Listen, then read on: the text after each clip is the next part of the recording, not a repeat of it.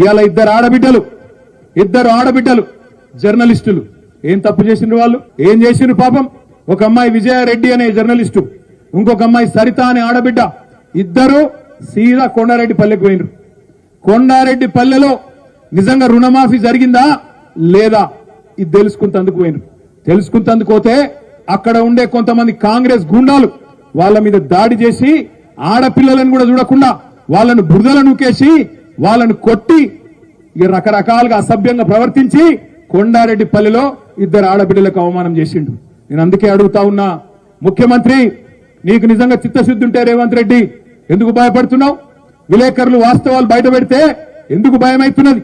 రుణమాఫీ చేసిన మాట వాస్తవమే అయితే, రుణమాఫీ నువ్వు 100% చేసిన ముచ్చట నిజమైతే ఎందుకు కొండారెడ్డి పల్లెలో నీ ఇంటి ముంగట, నువ్వు పుట్టిన ఇంటి ముంగట ఇద్దరు ఆడబిడ్డలను అవమానం చేసినావని చెప్పి నేను అడుగుతా ఉన్నా. ఇవాళ కొంతమంది జర్నలిస్టులు ముఖ్యమంత్రి సొంత ఊరు కొండారెడ్డి పల్లికి పోయింది.